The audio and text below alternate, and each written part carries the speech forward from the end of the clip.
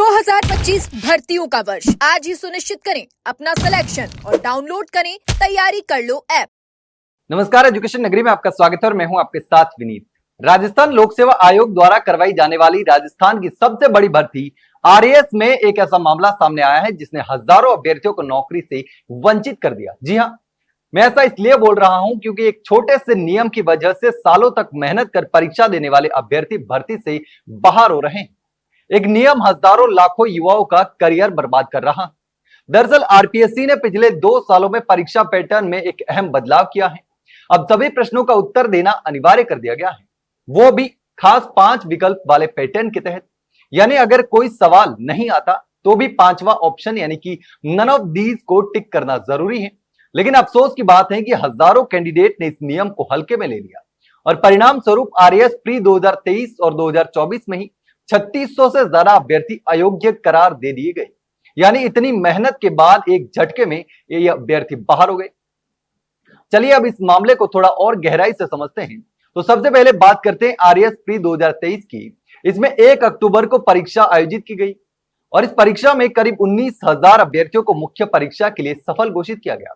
लेकिन 1920 कैंडिडेट सिर्फ इस वजह से अयोग्य हो गए क्योंकि उन्होंने 10% से अधिक प्रश्नों का उत्तर ही नहीं दिया था।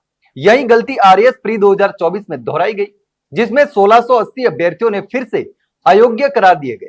परीक्षा में शामिल हुए 3,75,000 अभ्यर्थियों में से 21,539 सफल हुए। लेकिन इन 1680 युवाओं का सपना नियम की अनदेखी की वजह से टूट गया।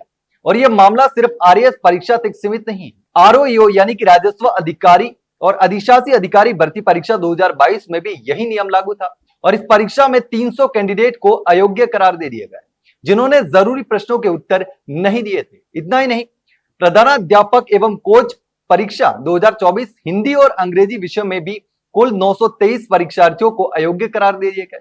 यानी पिछले 2 साल में सिर्फ एक नियम के कारण हजारों मेहनती उम्मीदवार अभ्यर्थी भर्ती से बाहर हो गए। अब आप सोच रहे होंगे कि आरपीएससी ने यह नियम क्यों बनाया।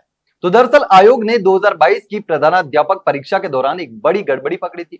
ओएमआर शीट को खाली छोड़ने की प्रवृत्ति बढ़ती जा रही थी, जिसकी परीक्षा के बाद उसमें हेरफेर करने की संभावनाएं भी थी। और इसीलिए 24 अगस्त 2023 से नया नियम लागू किया गया, जिसमें हर सवाल का जवाब देना जरूरी कर दिया गया था। नहीं आता तो भी 5वां विकल्प भरना जरूरी कर दिया। आपको जानकर हैरानी होगी कि इस नियम को न मानने से सिर्फ असावधानी नहीं बल्कि बड़े घोटालों की जमीन तैयार हो रही थी। जुलाई 2024 में ईओ परीक्षा में 18.50 लाख की रिश्वत लेते हुए एक कांग्रेस नेता को पकड़ा गया था, जो ओएमआर शीट बदलने और पास करवाने की गारंटी लेता था। वहीं एक अन्य केस में ओएमआर शीट में जबरन गलत जवाब भरकर कुछ अभ्यर्थी को फेल कर दिया गया ताकि खास उम्मीदवारों को पास किया जा सके। अब सवाल ये उठता है कि क्या आरपीएससी इस नियम की जानकारी देता है? इसका जवाब है हाँ। आयोग भर्ती विज्ञापन, एडमिट कार्ड और प्रश्न पत्र की बुकलेट में इस नियम का साफ उल्लेख करता है। फिर भी कैंडिडेट इसे पढ़ते नहीं या नजरअंदाज कर देते हैं और यही लापरवाही उनकी मेहनत पर भारी पड़ती है। तो अगर आप भी किसी आगामी परीक्षा की तैयारी कर रहे हैं तो इस नियम को गंभीरता से ले। परीक्षा में हर सवाल का जवाब जरूर देना है, चाहे सही हो या नन ऑफ दीज। तो अगर इसको लेकर आपके दिमाग में कोई सवाल हो तो कमेंट सेक्शन में कमेंट करके जरूर बताना। वहीं अगर जानकारी अच्छी लगी हो तो वीडियो को लाइक और शेयर जरूर करें और हाँ, चैनल को सब्सक्राइब करना ना भूलें। फिलहाल के लिए इतना ही, जल्द मिलते हैं एक नई जानकारी के साथ। तब तक के लिए नमस्कार।